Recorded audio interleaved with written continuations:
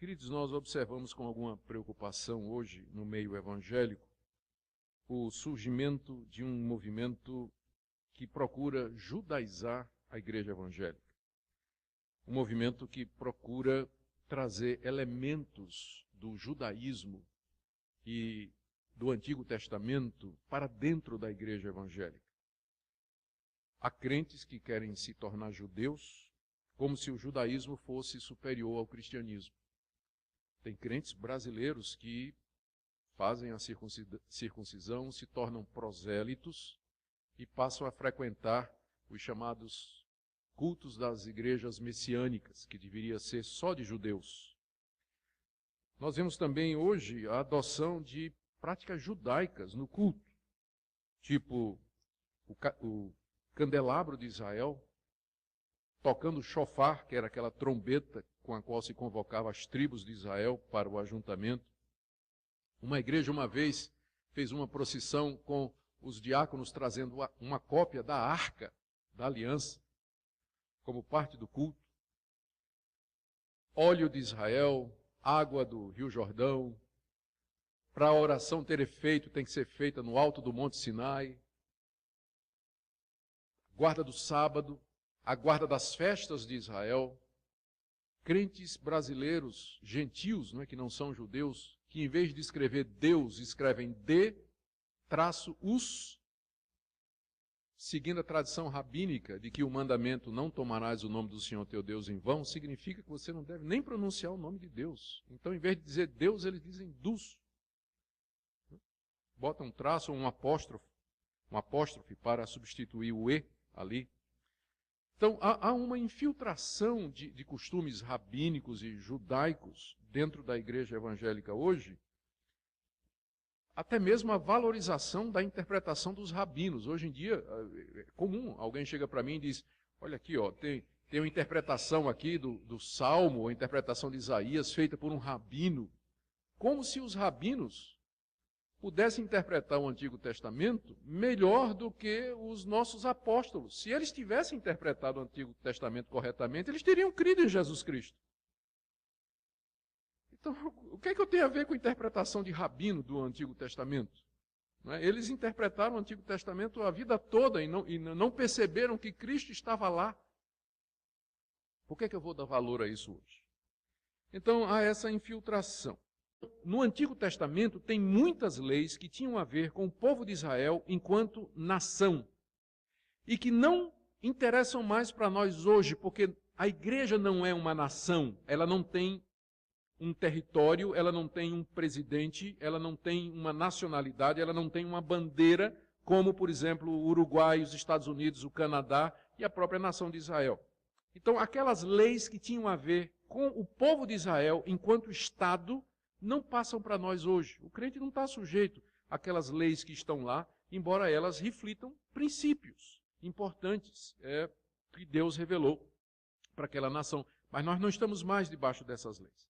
Há também um aspecto cerimonial daquela lei que Deus revelou a Moisés no Antigo Testamento e que tinha a ver com o culto, tinha a ver com sacrifícios, tinha a ver com liturgia. Então tinha leis que diziam que os israelitas tinham que sacrificar determinados animais, que o animal tinha que ter 1 ano de idade, não podia ter defeito, que o sacerdote só podia casar com uma mulher virgem, não podia casar com a divorciada, estava lá a lei, que a roupa do sacerdote tinha que ser assim, tinha que ser assado, que o perfume que era para ser, o incenso que era para ser queimado no templo, tinha uma receita do perfume, tinha que ser feito disso, disso e disso, aliás, do incenso, que os sacrifícios tinham que ser oferecidos de tal e tal maneira, que se você trouxesse uma oferta para Deus no tabernáculo ou no templo, tinha que ser queimado dessa forma, o sacerdote tinha que estripar o animal, tirar as tripas dele, essa parte ia para o sacerdote, essa parte ia ser queimada e aquela parte ia ser jogada fora do tabernáculo. Leis e mais leis a respeito disso, que os judeus tinham que guardar. E tinha um terceiro aspecto. Eu falei do aspecto civil, a lei para Israel como nação. Falei do aspecto cerimonial, as leis que tinham a ver com o culto que Israel prestava a Deus naquela época. Mas tinha um terceiro aspecto que era a lei moral de Deus, que estão refletidos esses aspectos, essas leis estão nos 10 mandamentos. Quando Deus diz, eu sou o Senhor teu Deus, você não vai ter outro Deus diante de mim, você não vai tomar meu nome em vão, você não vai fazer imagem de escultura, você vai respeitar seu pai e sua mãe, você não mata, você não adultera, você não rouba, você não tem inveja de ninguém, você não vai mentir, enganar ninguém. Então, aquela lei, essa parte da lei, ela não passou, porque ela reflete a santidade de Deus, ela reflete o caráter de Deus e as coisas que Deus deseja. Mas os dois primeiros aspectos, o aspecto civil e o aspecto cerimonial, tinham a ver com Israel no Antigo Testamento, antes da vinda de Jesus. E estas coisas não nos tocam mais, não nos dizem efeito mais. O que vale para nós hoje, da lei mosaica, da lei que Deus deu através de Moisés no Antigo Testamento, são estes aspectos morais: adultério, roubo, morte, mentira, respeito, idolatria, monoteísmo, e tudo aquilo que estes mandamentos, os 10 mandamentos, cobrem diante de nós. Por isso a lei foi dada. E ela tinha essa tipologia, ela apontava para o nosso pecado e também para o Redentor, para aquele que viria um dia tirar o nosso pecado. Por isso essas leis elas eram provisórias, o aspecto civil e o aspecto cerimonial, que apontavam para a necessidade de redenção, eles eram próprios da nação de Israel, até que o Messias chegasse. Quando o Messias chega, nós não precisamos mais daquilo que era uma figura. Nós não precisamos mais daquilo que era um tipo, porque nós temos o Messias. É como você sabe que alguém diz assim, olha, eu vou encontrar você na rodoviária, mas eu nunca vi você, como é que eu lhe encontro? Não, estou mandando uma foto minha por e-mail. Aí você vai, abre o e-mail, imprime a foto, você está com a foto da pessoa, vai para a rodoviária. Então você vai, né? Vai falando com a pessoa, vai falando pelo celular, mandando mensagem, trocando. Estou chegando, estou a 10 quilômetros da rodoviária, vou descer na plataforma tal, e você vai com o retrato.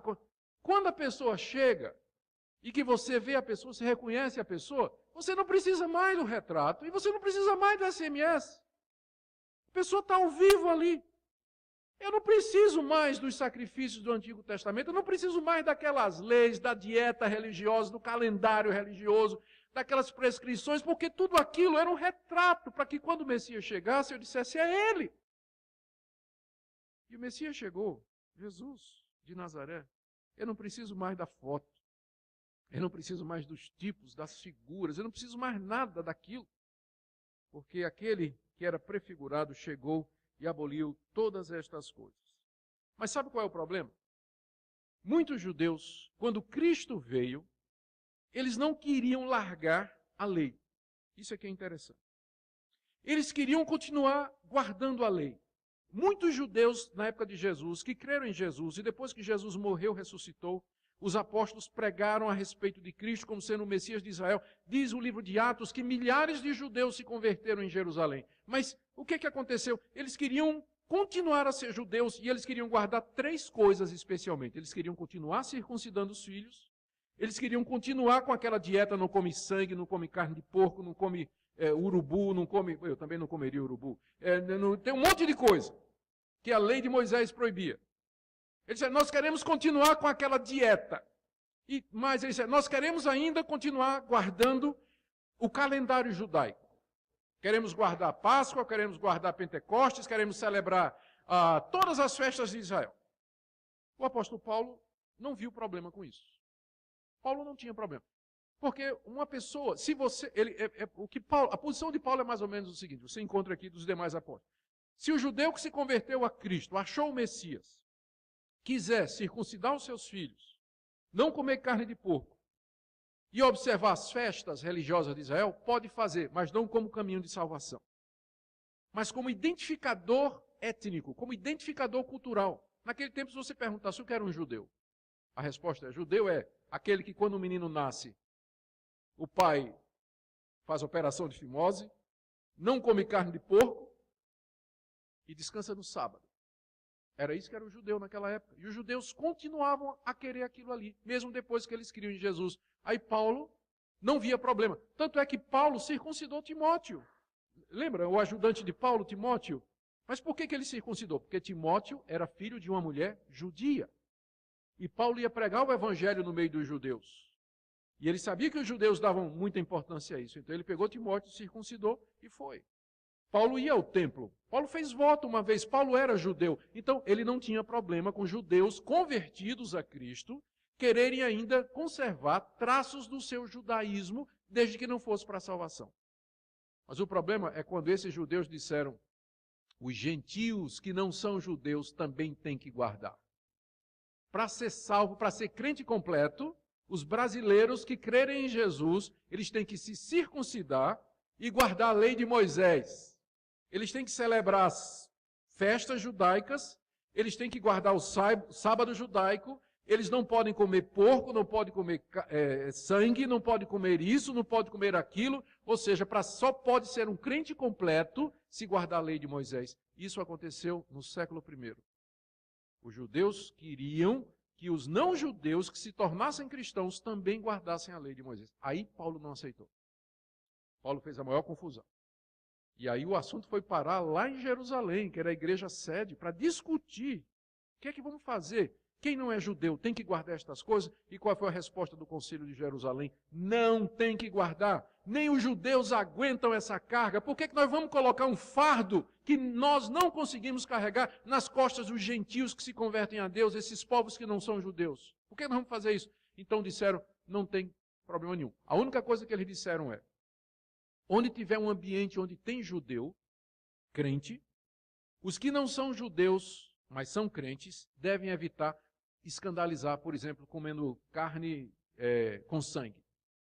Mas é uma questão só de comunhão. Se eu sei que eu pratico isso, e nós devemos praticar até mesmo com quem não é judeu. Se eu sei que tem gente que se ofende com comer sangue, eu não vou comer sangue na frente daquela pessoa. Para mim, o reino de Deus não é comida ou bebida, eu não vou fazer isso.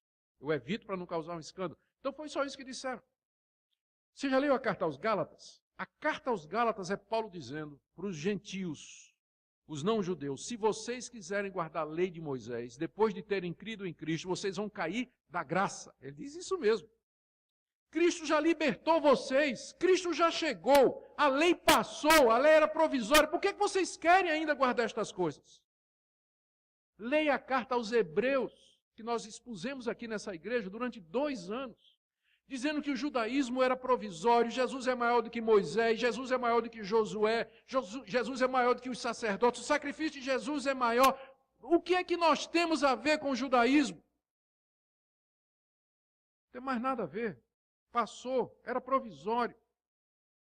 Se um judeu se converte a Cristo e ele quer dizer dos em vez de Deus, é problema dele. Mas não queira que eu faça isso como brasileiro. Eu sou um cristão gentil.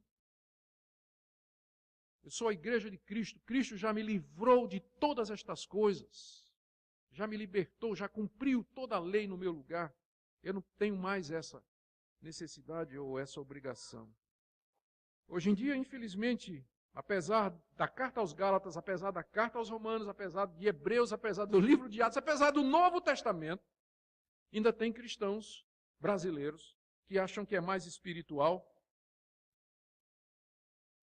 um culto que tem as coisas do judaísmo, que é mais interessante a interpretação judaica, que é melhor, em vez de dizer Jesus, dizer Yeshua. Ué, mas Yeshua? Onde é que aparece Yeshua na Bíblia? Não, mas é o nome de Jesus, mas peraí. No Antigo Testamento, é verdade, Josué é Yeshua. E Jesus, supostamente, é Josué. Mas no Novo Testamento, ele não é chamado de Yeshua. E quem escreveu o Novo Testamento foram os judeus. Eles escreveram em grego e chama Jesus de Jesus, que é Jesus, não tem nada de Yeshua. E quando os autores do Novo Testamento traduziram o nome de Deus, no Antigo Testamento é Yahvé. Esse que o judeu não queria pronunciar. Quando eles traduziram Yahvé para o grego, é a palavra Kyrios, Senhor. Eles não fizeram K-rios. Eles escreveram Kyrios, em grego completo, não abreviaram nada. Por que eu vou escrever Dus, D-US? Se os próprios autores do Novo Testamento não abreviaram o nome de Deus, por que eu vou fazer isso? Gente, o que existe hoje, infelizmente, é falta de conhecimento da graça de Deus e do verdadeiro Evangelho, e um pouco mais de profundidade. O Antigo Testamento era uma prefiguração da chegada do Messias. Ele chegou. O que passa para o Novo, os apóstolos nos disseram. Os 10 mandamentos são repetidos no Novo, à exceção do sábado. Todos os outros 9 são, menos o sábado, que no Novo Testamento a gente entende, por causa do simbolismo, que é o primeiro dia da semana, o dia da ressurreição, que é o Senhor Jesus. O dia do Senhor Jesus, o domingo. Israel já nos deu o que tinha de nos dar. Israel nos deu o Messias, nos deu a Bíblia, nos deu a aliança, nada mais precisamos de Israel. Somos gentios, cristãos brasileiros. Nós não precisamos de mais nada deles, somos gratos a Deus pelo que Israel já fez, pelo que Israel já nos deu, mas a igreja, ela não é mais judaica, ela é uma igreja agora que tem. Claro, tem judeus também que se convertem a Jesus, mas quando um judeu se converte a Jesus, ele vira cristão.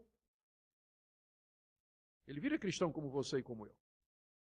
E é assim que nós devemos andar, e é assim que nós devemos ser. Eu quero concluir com algumas aplicações aqui. Eu sei que tem gente muito fascinada pelas coisas judaicas hoje, como se fosse mais importante, como se fosse mais espiritual, como se fosse mais completo. Não se deixe escravizar.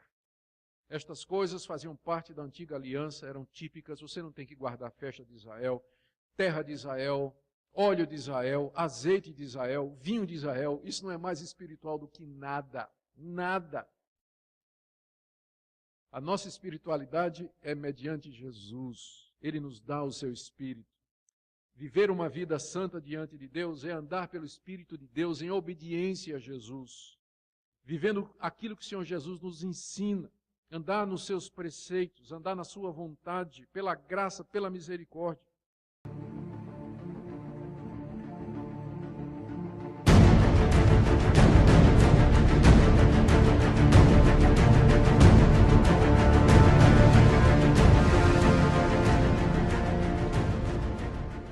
De Gênesis, capítulo 1, versículo 1, em hebraico, Bereshit, que literalmente significa em um princípio.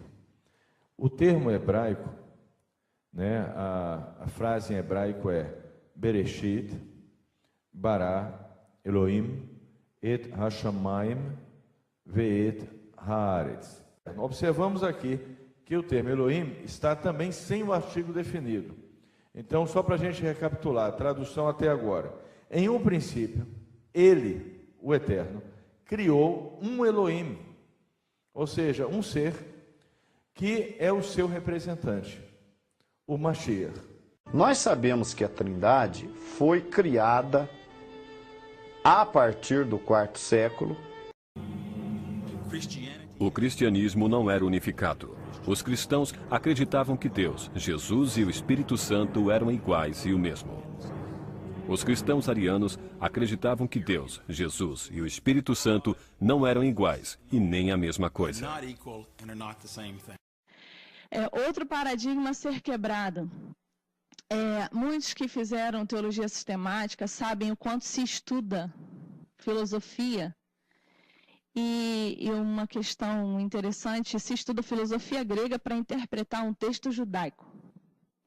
Completamente antagônica essa ideia, mas na verdade o que isso quer estabelecer? Quer estabelecer padrões de pensamento gregos, uma estrutura de pensamento grego que basicamente é dualista, onde só existe o certo, o errado, a luz, as trevas, o bem e o mal, e um dualismo radical. Essa é a estrutura de pensamento grego. E é com essa estrutura de pensamento que se pretende ou que se estabelece a filosofia e a teologia de pensamento cristã com a teologia sistemática e a interpretação dos textos fundamentado nessa filosofia. Na estrutura de pensamento judaico não existe dualismo. Na estrutura de pensamento judaico existe linearidade. Esse pessoal aqui, eles são tão burrinhos que eles acham que os princípios que funcionam na natureza, porque a natureza não tem dialética, a natureza é... Acontece que no reino da história e da sociedade, a dialética funciona porque a cabeça humana só funciona por oposições. A cabeça humana não funciona como um computador. Ela vai sempre por... Você vê, você faça essa experiência, né? Quando você acredita em alguma coisa, imediatamente não surge na sua cabeça objeções contra aquilo? Por exemplo, você pode conceber a fé religiosa sem a dúvida e a negação? Não, não tem. Quanto mais você acredita, a dúvida está lá. Então a cabeça humana funciona assim, como já Platão e Aristóteles tinham descoberto.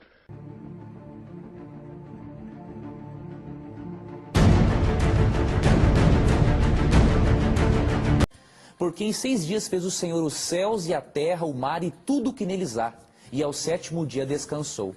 Por isso o Senhor abençoou o dia de sábado e o santificou. Se Cristo abençoou e santificou o dia de sábado, é claro que ao aceitar a Cristo como Salvador pela fé, eu automaticamente vou repousar no dia que Ele abençoou e santificou. Então nós devemos sim aceitar a Cristo como nosso Salvador, desfrutar do repouso da fé todos os dias, mas lembremos que pelo fato de Cristo ser o Criador do sábado, aceitar a Cristo envolve também aceitar o dia de guarda que Ele estabeleceu. O que é uma seita? Né? Seita é todo grupo que nega a inerrância, a infabilidade e a suficiência das Escrituras. Seita é todo grupo que nega a doutrina da Trindade e todos os seus detalhes, né? E também seita é todo grupo que nega a salvação pela graça por meio da fé em Cristo Jesus. E a Igreja Adventista? Ela crê nesses pontos? Será que nós podemos caminhar em algum sentido, pensando na Igreja Adventista? O movimento adventista nasce de um cálculo profético, certo? E esse cálculo falha. Então nós podemos dizer, nasce de uma falsa profecia. Várias pessoas e líderes do grupo nascente são antitrinitarianos. Isto é, eles não criam na Trindade. Alguns eram arianos, outros eram talvez modalistas, mas os pioneiros adventistas não eram trinitarianos. O famoso apresentador aí, apologista, né, adventista, Leandro Quadros, ele diz claramente aqui: não descartamos a possibilidade do próprio profeta ter errado. Então o conceito deles é o seguinte: o profeta inspirado erra em vários assuntos, ele só não pode errar na mensagem de salvação, entendeu? Então o conceito deles de inerrância é isso. Agora vamos tentar discutir a respeito de sábado e domingo. Eu acho que agora vai dar uns probleminhas aí, né? O texto de Colossenses, vamos começar no texto que é sempre usado. Colossenses 2,16 diz assim: ninguém, pois, vos julgue por causa de comida e bebida, ou dia de festa, ou lua nova, ou sábados, porque tudo isso tem sido sombras das coisas que haviam de vir, porém o corpo é de Cristo. A concepção reformada é que o domingo substitui o sábado, obviamente com algumas adaptações, né? Então nós temos ali o capítulo da confissão, e lá diz que, em negrito, desde a ressurreição de Cristo, foi mudado para o primeiro dia da semana.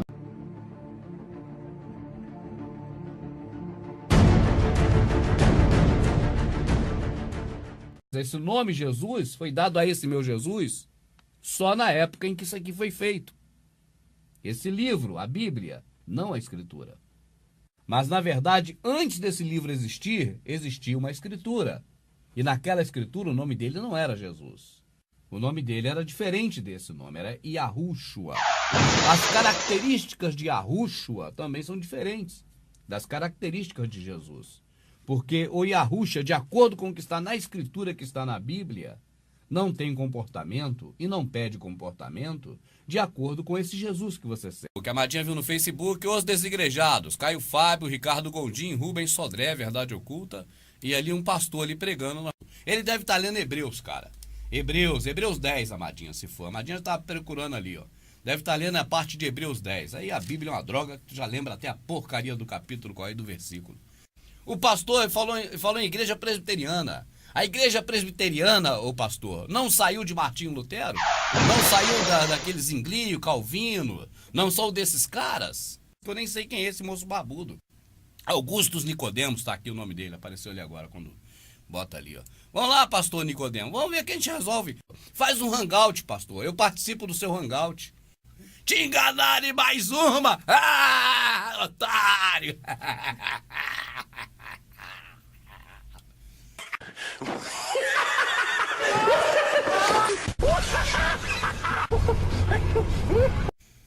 Eu já não estou mais podendo fazer isso não, minha rica. Porque daqui eu vou pro hospício, já não sou mais protestante, imagine. Eu não canso de dizer, o hospício está cheio de protestante. Daqui a pouco chega o Rubem lá também, ex-protestante louco.